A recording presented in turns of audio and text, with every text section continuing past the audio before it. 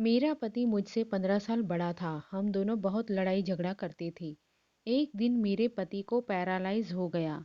अब वह बिस्तर पर पड़ा रहता और रोता रहता और रोते रोते स्टोर रूम की तरफ इशारा करता रहता। मैं स्टोर रूम में जाकर देखती तो वहाँ कोई भी नहीं होता था। अचानक एक दिन मेरे पति का देहांत हो गया। उसे मरे हुए हफ्ता ही नहीं गुजरा था। मुझे उसके इशारे याद आने लगे। एक दिन नौकरानी नहीं आई थी तो मैंने सोचा आज मैं स्टोर रूम की सफाई कर लेती हूँ। मैं वहाँ सफाई करने चली गई और जैसे ही मैं स्टोर रूम का दरवाज़ा खोला तो मेरी जान ही निकल गई, क्योंकि स्टोर रूम की सफाई करते हुए मुझे वहाँ, कहते हैं भगवान सबके साथ इंसाफ करता है, कुछ लोगों के साथ इंसाफ हो जाता है और उन्हें पता भी नहीं चलता। मैं भी उन्हीं लोगों में से एक थी। मेरा नाम कविता था। मैं बहुत ज़्यादा खूबसूरत तो नहीं थी। मेरे माता पिता ने मेरी शादी एक बहुत बड़े आदमी से कराई थी जो बहुत बड़ी पोस्ट पर था, लेकिन मुझसे 15 साल बड़ा था और उसके सर पर एक भी बाल नहीं थे। हम जब भी साथ बाहर घूमने जाते तो लोग मुझे उसकी बेटी समझते थे। उसने मुझसे कहा कि मैं ज़्यादा खाना खाया करूं ताकि मेरा वज़न भी बढ़ जाए और मैं भी उसकी जितनी उम्र की लगूं। मैंने मजाक में एक दिन कह दिया कि आप अपना वज़न कम क्यों नहीं करते। उसे गुस्सा आ गया। उसने मेरे गाल पर जोरदार तमाचा मारा। अब हमारी शादी को हफ्ता ही नहीं हुआ था। उसने मुझे इतनी जोर से मारा कि मैं जमीन पर गिर गई। उसने कहा, औरत हो औरत बनकर रहो, मेरे सर पर बैठने की ज़रूरत नहीं है। मैं अच्छी तरह से जानता हूँ तुम औरतों को अगर तुम्हें काबू में ना रखा जाए तो तुम पता नहीं क्या करो। यहाँ इस घर में तुम मेरी खाती हो, मैं ही तुम्हारे लिए सब करता हूँ। तुम्हें कोई हक नहीं मेरे मजाक बनाने का। मैंने कहा मैं मजाक नहीं बना रही थी, लेकिन उसने मेरी इतनी सी बात का बहुत बुरा मान लिया। अब बहुत दिनों तक मुझे ताने देता रहा। वह मेरे लिए एक ऐसी चीज़ लेकर आता था जिससे मेरा वजन बढ़ जाए। कभी मेरे लिए पिज़्ज़ा लेकर आता, कभी बर्गर। मुझे यह सब खाने की आदत नहीं थी, इसलिए मेरा पेट खराब हो गया। पर उसने तब भी कहा अगर तुम खाओगी तो यही चीज़ खाओगी, वरना नहीं खाओगी। उल्टी सीधी चीज़ खाने से मेरा वज़न तो बढ़ गया, लेकिन मैं बहुत बेढंगी सी लगने लगी थी। सब मुझे कहने लगे शादी के बाद तुम्हें क्या हो गया? पहले तो अच्छी खासी खूबसूरत हुआ करती थी, इतनी जल्दी वज़न कैसे बढ़ा लिया? मेरे ऊपर जो ज्यादती हो रही थी वह किसी को बता भी तो नहीं सकती थी। उस आदमी ने मुझ पर हाथ उठाया, मुझे मेरे माता पिता और दुनिया वालों के सामने रुसवा किया, मेरे घर वालों को गालियां दी।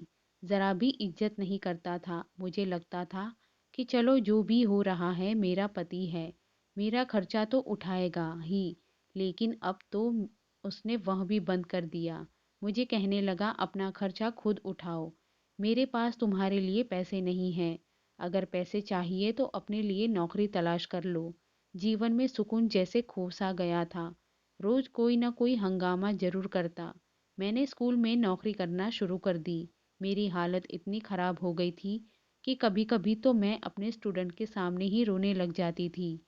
जब मैं उनको अपने पति के बारे में बताती तो वो सुनकर हैरान रह जाती। मेरे पास कोई भी नहीं था जिससे मैं अपना दुख बता सकती। मेरे पति का कहना था, जब तक पत्नी को मारो नहीं वह सीधी नहीं चलती और सर चढ़कर बैठ जाती है। इसलिए मैं अपनी पत्नी को बिना वजह ही मार लेता हूँ। अपने दोस्तों और रिश्तेदारों के सामने मेरी बेइज्जती करवाता था। हमारे यहाँ कोई संतान भी नहीं हो रही थी। मैं बहुत परेशान थी, लेकिन किसी को कुछ बात भी नहीं कह सकती थी। सबसे झूठ बोलना पड़ता था कि सब कुछ ठीक चल रहा है, अच्छी भली जिंदगी गुजर रही थी। ना जाने क्यों मेरे माता पिता ने मेरी शादी इस जैसे आदमी से कर दी। मैं हर तरह से कोशिश करती कि मैं उसे पसंद आ जाऊं, उसकी हर पसंद नापसंद का ख्याल रखती, जो भी वो कहता मैं वही करती, उसकी हर बात मानती। लेकिन मैं उसकी बात मानूं या ना मानूं, उसे मुझ पर गुस्सा आता ही रहता था। कभी कभी तो मुझे लगता था कि वह किसी और को पसंद करता है या कोई और बात है जिसका गुस्सा वह मेरे ऊपर उतारता है, क्योंकि मुझ पर गुस्सा करने के बाद वह अपने दोस्तों के साथ बाहर चला जाता, उनके साथ घूमता फिरता, हंसी मजाक भी करता और बहुत खुश रहता था। उसके दोस्त भी हमारे घर आ जाते थे और जब उनके दोस्त हमारे घर आते तो मेरा सारा दिन खाना पकाने में ही निकल जाता था। फिर भी मैं उससे कुछ नहीं कहती, सोचती शायद अब वह खुश हो जाए, लेकिन वह तो किसी हाल में खुश रहने वाला ही नहीं था। मुझे समझ नहीं आ रहा था कि यह सब क्या हो रहा है मेरे साथ। कभी तो मुझे लगता कि मुझे किसी की नज़र लग गई है या किसी ने मेरे ऊपर काला जादू कर दिया है, क्योंकि जो कुछ भी मेरे साथ हो रहा था वह सब मेरे समझ से परे था। मेरे पति जिस ऑफिस में काम करता था वहाँ खूब रिश्वत लिया करता था। नई से नई गाड़ियाँ, मोबाइल बदलता रहता, अपने लिए अच्छी से अच्छी चीज़ लेकर आता, अपने हर शौक पूरे करता, लेकिन उसे मेरे खर्चे का ज़रा भी ख्याल नहीं रहता था। मैं अपने सारे खर्च खुद से पूरा करती। अब तो हम अपने मोहल्ले में भी मशहूर हो गए थे कि ये लोग बहुत लड़ते हैं। हमारी लड़ाई भी ज़्यादा ही हुआ करती थी। लेकिन एक दिन तो हद ही हो गई, जब उसने मुझे बिना वजह ही लड़ना शुरू कर दिया। मेरे पति ने ज़ोर ज़ोर से चिल्लाना शुरू कर दिया। उसने कहा, मैंने तुमसे कहा था आज मेरे लिए अच्छा खाना बनाना और तुमने दाल बनाकर रख दी। मैंने कहा अगर अच्छा खाना हो तो उसके लिए पैसे भी दे देना। मेरे पास पैसे नहीं हैं और अभी मेरी सैलरी भी नहीं मिली है। वह इस बात को लेकर खूब लड़ा और कहने लगा, मुझे तुम्हारे साथ रहना ही नहीं है। मुझे तुम अच्छी नहीं लगती हो। आज तक तुमने मेरे दिल में जगह ही नहीं बनाई। बात कहाँ से कहाँ शुरू हुई और कहाँ चली गई पता ही नहीं चला। और कहने लगा, मैं तो तुम्हारे साथ मजबूरी में ही रह रहा हूँ। वह बहुत ज़्यादा चीख रहा था और गुस्से में था, जिसकी वजह से उसका बीपी बढ़ गया और उसको दौरा पड़ गया। मुझे समझ नहीं आ रहा था कि मैं क्या करूं। रात का समय था। मैं उसे अस्पताल लेकर गई। डॉक्टर ने कहा, आपने आने में देर कर दी। आपके पति को पैरालाइज हो गया है। अब ना यह चल सकते हैं और ना बोल सकते हैं। इनका पूरा शरीर बेकार हो गया है। बस अपनी दोनों आंखें और 3-4 उंगलियां ही हिला सकते हैं। मेरे पति ने गुस्सा किया और उसे गुस्से में आकर अपना ही नुकसान कर लिया। गुस्से की वजह से उनका बीपी हाई हुआ और अटैक आ गया। फिर घर आ गए। अब मैं ही उनका ख्याल रखा करती थी। वह बोल भी नहीं सकता था और ना ही हिल सकता था, लेकिन उसे अपने किए पर कोई भी अफसोस नहीं था। मैं भी इन सबसे खुश नहीं थी। वह जैसा भी था मेरा पति था। मैं नहीं चाहती थी कि उसके साथ कभी कुछ ऐसा हो। एक पत्नी कभी भी अपने पति का बुरा नहीं सोच सकती, चाहे पति जैसा भी हो। अब तो हमारे घर में पैसों की भी परेशानी होने लगी। मैं नौकरी भी करती, घर का सारा काम भी करती और उसे भी संभालती। अब उसकी आंखें बदलने लगी थी। वह सोचने लगा था कि मेरी पत्नी जिसके साथ मैं इतना बुरा किया, उसे मारा पीटा, उस पर गुस्सा किया, अब भी वह मेरा इतना ख्याल रख कर रही है, मेरी खिदमत कर रही है।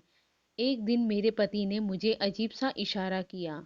मैं समझी नहीं कि वह क्या कह रहा है। उसने अपनी उंगली से इशारा किया था। मुझे लगा कि वह कह रहा है उसे बाथरूम जाना है, मुझे भूख लगी है। लेकिन आज उसने जो इशारा किया वह अलग ही था। वह स्टोर रूम की तरफ इशारा कर रहा था, लेकिन इसका मतलब यह नहीं था कि उसे स्टोर रूम जाना है। मैंने उससे पूछा, क्या हुआ? आप स्टोर रूम की तरफ इशारा क्यों कर रहे हो? क्या आपको स्टोर रूम जाना है? तो उसने मना कर दिया। मैंने घर में एक नौकरानी रख ली थी, क्योंकि मैं आधे दिन घर में नहीं रहती थी और अपनी नौकरी भी नहीं छोड़ सकती थी। अगर मैं नौकरी नहीं करती तो घर का खर्चा कैसे चलता? इसलिए मैंने नौकरानी को रख ली। ऑफिस वालों ने भी मेरे पति का हिसाब भी क्लियर कर दिया और अब वह नौकरी भी नहीं जा सकता था, इसलिए उनकी तनख्वाह आनी बंद हो गई थी और जो अभी तक की तनख्वाह और फंड है उनको मिलने में थोड़ा टाइम लगेगा। जब मैं उनको फ़ोन करती तो वह कोई और बहाना बना लेते। वह पैसे भी हमें नहीं मिल रहे थे और मेरे पति का काम ऐसा था, उसे बहुत लोग जानते थे और उससे डरते थे। उसके दस्तक के बगैर फाइल पूरी ही नहीं होती थी, इसलिए लाखों रुपए की रिश्वत भी देते थे। उसके कुछ रिश्तेदार भी थे जो पहले तो पैसों के चक्कर में उसके आसपास रहते थे, लेकिन जैसे ही उनका बुरा समय आया, सबने साथ छोड़ दिया। अब उसे एहसास हुआ मेरे बुरे समय में मेरी पत्नी ही मेरे साथ है। वह रोज रात को स्टोर रूम की तरफ इशारा करता और रोता रहता। उसे देखकर मुझे भी रोना आ जाता था, क्योंकि मुझे उसकी हालत देखी नहीं जा रही थी। हमारी शादी को 5 साल हो गए थे और इन 5 सालों में उसने मुझे चैन की सांस लेने नहीं दिया। हर रोज मेरा खून जलाता था। बहुत तकलीफ दी है उसने मुझे, लेकिन मैंने माफ कर दिया था। शायद उसको उसकी सजा किए की सजा मिल गई थी। मैं उसे और सजा नहीं देना चाहती थी। वह रोता रहता था और बार-बार इशारा करता। मैं उसके इशारों पर जाकर देखती, लेकिन मुझे वहाँ कुछ नहीं मिलता था। ना ही उसकी कोई चीज़ वहाँ थी और ना ही कोई ऐसी चीज़ थी जो उसे चाहिए हो। अब बार-बार इंसान एक ही तरफ इशारा कर रहा है। इसका यही मतलब है कि कोई बात ज़रूर है, लेकिन मैं समझ नहीं पा रही थी। एक दिन उसकी कज़िन हमारे घर आई और हैरत की बात यह है कि वह उसे तो नहीं मिली, लेकिन मुझे अजीब-गरीब बातें करने लगी। कहने लगी, तुम्हारे पति की तनख्वाह और फंड के पैसे कब मिलेंगे? मैंने कहा, पता नहीं, मैं तो रोज़ फ़ोन करती हूँ। वह लोग कुछ न कुछ बहाना बना देते हैं। कहने लगी, बहुत सारे पैसे होंगे ना, तुम इतने पैसे का क्या करोगी? मैंने कहा, अपने पति का इलाज करवाऊंगी, हो सकता है दूसरे शहर में उनका इलाज हो जाए। तो मुझसे पूछने लगी कि कहीं तुम्हारे पति ने दूसरी शादी तो नहीं कर रखी थी? मैंने कहा, मुझे नहीं पता, लेकिन वह मुझे अपने पैसे नहीं देते थे। बोली, तब तो जरूर उसने दूसरी शादी कर ली होगी। मैंने कहा, अगर ऐसा होता तो वह औरत अभी तक यहाँ आ गई होती, लेकिन मेरे पति ने मुझे ऐसा कुछ नहीं बताया और ना ही उसने मुझसे छुपाकर दूसरी शादी की है। उसने कहा, तुम झूठ बोल रही हो, इसकी सारी दौलत तुम्हारे पास ही है। यह कई लोगों से लाखों रुपए की रिश्वत लेता था, तुम्हारे ऊपर ही उड़ाता होगा, तुम्हारे नखरे देखता होगा। मुझे भी गुस्सा आ गया। मैंने कहा, देखो, मैं खुद नौकरी करती हूँ, सर्दी हो या गर्मी हो या मेरी तबीयत खराब हो, मैं जरूर अपनी नौकरी पर जाती थी। महीने में 30 दिन अपना सर खपाने के बाद मुझे 30,000 मिलते हैं और वह भी घर के खर्चे में खत्म हो जाते हैं। तुम्हें उसके पैसे चाहिए तो खुद तलाश कर लो। उसके पैसे भी, उसकी दूसरी पत्नी भी अगर मिल जाए तो मुझे बता देना।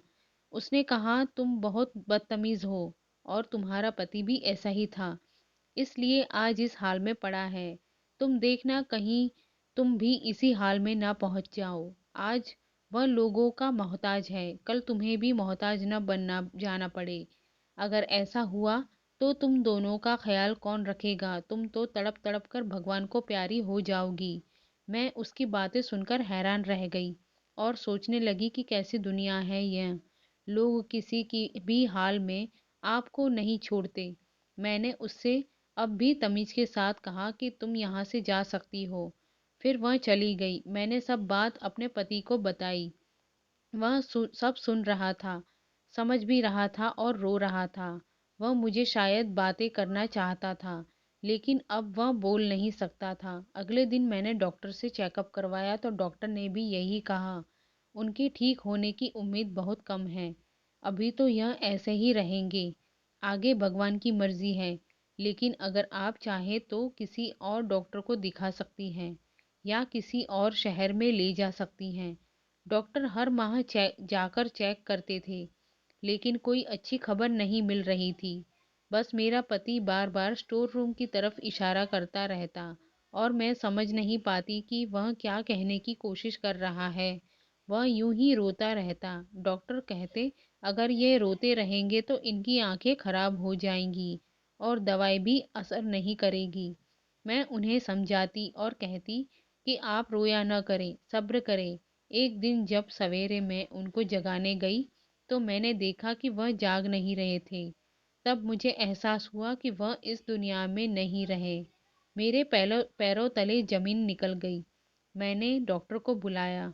उन्होंने कहा इनका देहांत हो चुका है और उनके लिए यही अच्छा हुआ, क्योंकि यह जीने की उम्मीद छोड़ चुके थे और बहुत तकलीफ में थे। अच्छा हुआ इन्हें भगवान ने बुला लिया। मुझे यह सुनकर बहुत ही सदमा लगा और मैं रोने लगी। वह जैसे भी थे आखिर मेरे पति थे। उन्होंने मेरे साथ जो कुछ भी किया हो, लेकिन उन्हें भी जीने का हक था। मैंने पूरी इज्जत के साथ उनका क्रियाकर्म किया। मैं कुछ समय नौकरी पर नहीं गई। मैं नहीं गई और मैं घर में ही रहती थी और मेरे साथ में एक नौकरानी रहती थी।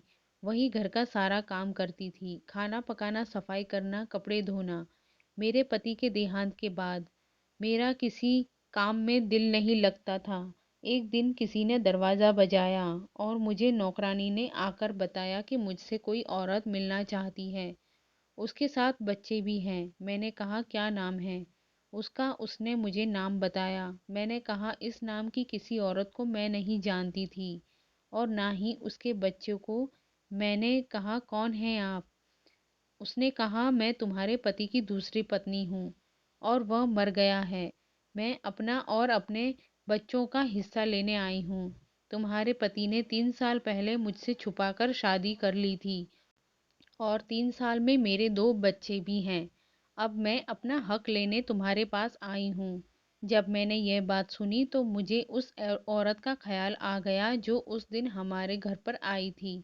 इसका मतलब वह गलत नहीं कह रही थी और उनके बाकी के रिश्तेदार भी यही सोचते थे। मैंने कहा तुम्हें शर्म नहीं आई एक शादीशुदा आदमी से शादी करते हुए? उसने कहा इसमें मेरा क्या क्या कसूर है? वह तुम्हें पसंद ही नहीं करता था। तुम उसे अच्छी ही नहीं लगती थी और मैं खूबसूरत हूँ, हसीन हूँ। वो मेरे पीछे पड़ गया और मुझसे शादी कर ली। मैंने कहा खूबसूरत तो मैं भी थी, लेकिन उसने मुझे जानबूझकर बदसूरत कर दिया। उसने कहा मर्द ऐसा क्यों करेगा? शायद तुम्हारी किस्मत ही खराब थी। खैर छोड़ो इन सब बातों को, अब वह इस दुनिया में नहीं रहा। मेरा हिस्सा मुझे दे दो। तो मैंने कहा वह मेरे पास कुछ छोड़कर नहीं गया है। मैं अपना खर्चा भी अपनी नौकरी करके चलाती हूँ और जो उसके फंड और तनख्वाह है वह अभी तक मिली नहीं। जब मिल जाएगी तो मैं तुम्हें उसमें से आधे पैसे दे दूंगी। और ये रहा घर, तो ये घर भी किराए का है। इसे मैं चलाती हूँ, तुम्हारा पति नहीं चलाता था। वह मुझे पैसे भी नहीं देता था, तुम पर ही उड़ाता होगा अपनी सारी दौलत। तभी तो इस घर में 1 रुपया भी नहीं देता था। तुमने इसके जीते जी बहुत ऐश कर लिया, अब तुम्हें क्या चाहिए? वह औरत मुझसे लड़ने लगी और मेरे पूरे घर की तलाशी लेने लगी। मैंने कहा यह यहाँ कुछ भी नहीं है, जाओ यहाँ से। मेरा बीपी बढ़ने लगा। मुझे उसकी हरकत से बहुत गुस्सा आ रहा था। वह औरत बहुत जिद्दी और बदतमीज थी। जब उसे कुछ नहीं मिला तो वह चली गई और कहकर गई तुम पर नजर रखेगी। जब उसके पैसे आ जाएंगे तो मैं खुद लेने आ जाऊंगी। मुझे सब कुछ पता चल जाएगा। मेरी नौकरानी ने बताया कि वह उस औरत को जानती है। वह बहुत बिगड़ी हुई औरत है। अमीर आदमी को पहले फंसाती है, फिर उससे शादी करती है और फिर बाद में उसके सारे पैसे ले लेती है या तलाक के नाम पर बच्चों का खर्चा मांगती है। अब पता नहीं उसने ऐसा क्यों किया, लेकिन ये औरत अच्छी नहीं है। इसको तो सारा मोहल्ला जानता है। मैंने कहा मेरी जिंदगी में कुछ अच्छा नहीं हो सकता। पति ने भी मुझे तंग किया और जाने के बाद भी मेरे गले में मुसीबत डाल गया। मैं क्या करूं? अभी मेरे पति को मरे हुए ज़्यादा समय नहीं हुआ था। मुझे बार बार अपने पति का ख्याल आता कि वह स्टोर रूम की तरफ इशारा क्यों करता था। अपने आखिरी समय में भी यही इशारा कर रहा था। मुझ में उसकी याद बस गई थी। औरत भी बहुत अजीब होती है। जब किसी से मोहब्बत करती है तो उसकी बेवफाई भी माफ़ कर देती है, लेकिन मन के अंदर इतनी ताकत नहीं होती। मुझे तो आज तक समझ नहीं आया कि मेरे पति ने मेरे साथ ऐसा क्यों किया। जबकि मैंने तो हमेशा उनसे मोहब्बत की। मैं अपने घर में ये भी यही सोचकर आई थी कि हमेशा अपने पति का साथ दूँगी। मैं देखने में भी अच्छी थी, लेकिन शायद उनके दिल में जगह न बना सकी। औरत खूबसूरत है या नहीं, मर्द की नज़र ही तय करती है। अगर कोई औरत एक बार मर्द को खूबसूरत लग जाए, और अगर वह खूबसूरत ना भी हो, वह उसे अपने दिल की मल्लिका बनाकर रखता। और वह कभी-कभी बहुत खूबसूरत औरत भी मर्द के दिल को नहीं भाती, तो उनकी हालत मेरे जैसी हो जाती है। क्योंकि आजकल तो हालत भी ऐसे थे, मैं अब दिन भर रोती रहती थी, खाना भी नहीं खाती थी, हर एक समय दिमाग टेंशन में रहता था। लेकिन मेरे पास अब क्या रह गया था? मेरी उम्र भी अभी कोई ज़्यादा नहीं हुई थी। मुझे किसी से शादी भी नहीं करनी थी। मेरा ऐसा कोई इरादा नहीं था। मैं सिर्फ अपनी ज़िंदगी चैन से, सुकून से और अपने तरीके से जीना चाहती थी। और मेरे दिल में अब कोई बाकी ना रही थी। मेरी ज़िंदगी का अब कोई मकसद नहीं था। मैं घर में ही रहती, मेरे पति के पैसे भी नहीं आ रहे थे और उनकी दूसरी पत्नी फ़ोन करके मुझे बहुत परेशान करती रहती। पैसों का पूछकर मुझे तंग करती रहती। मेरे पास सब पैसे ख़त्म हो गए थे। मैंने नौकरानी से भी कहा कि वह काम छोड़कर चली जाए। मैं अब सबको पैसे नहीं दे सकती थी। मैं हैरान रह गई जब एक दिन वह मेरे लिए खुद अपने घर से खाना बनाकर लाई और कहने लगी, आप बहुत अच्छी हैं मैडम, आपने बहुत मेरा ख्याल रखा है। मेरे पास इतना ही है मैडम, मैं आपके लिए खाना दिला सकती हूँ। उस दिन मुझे पता चला कि अगर हम दुनिया में किसी अच्छे इंसान के साथ अच्छा करते हैं, तो वह हमारे साथ उससे भी अच्छा करता है।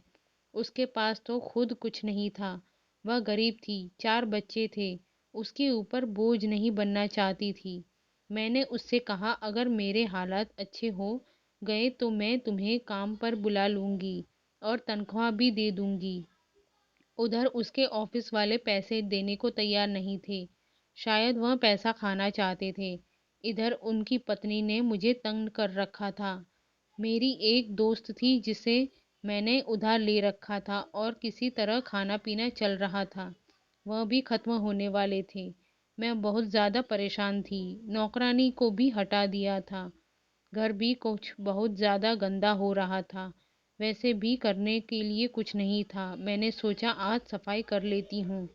मैं स्टोर रूम में चली गई। वहाँ जाते ही मुझे अपने पति की याद आने लगी।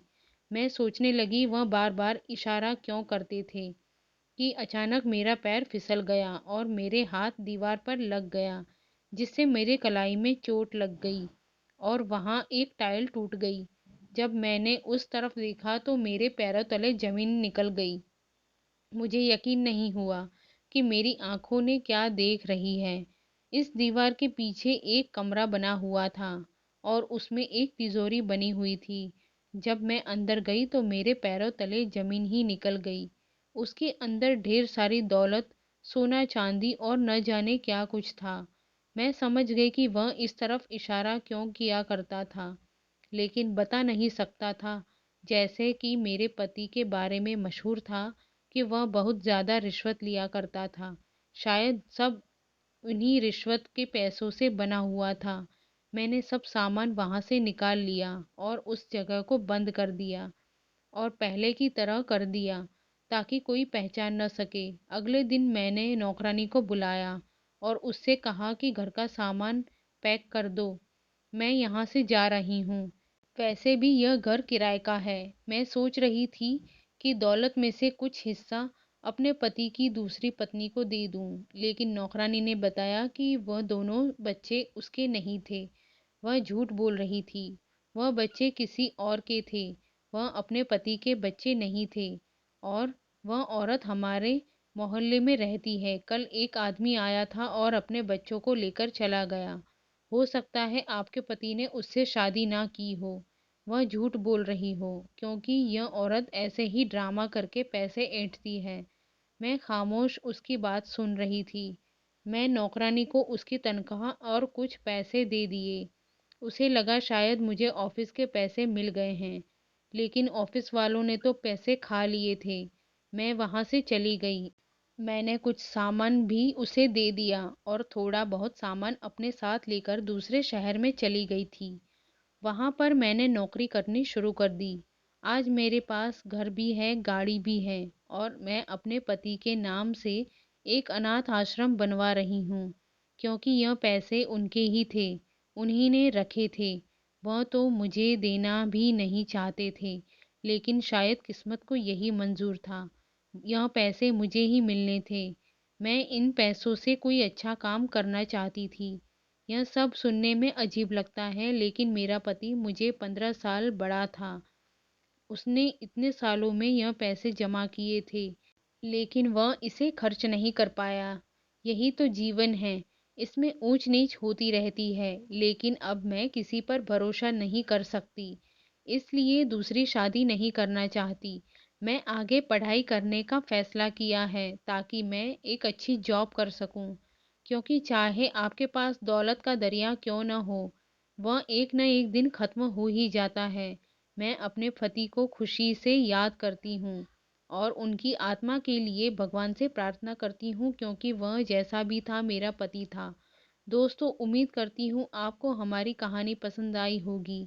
कहानी पसंद आई हो तो पर नए हो तो सब चैनल को सब्सक्राइब कीजिए और कमेंट बॉक्स में अपनी राय ज़रूर बताइए। धन्यवाद।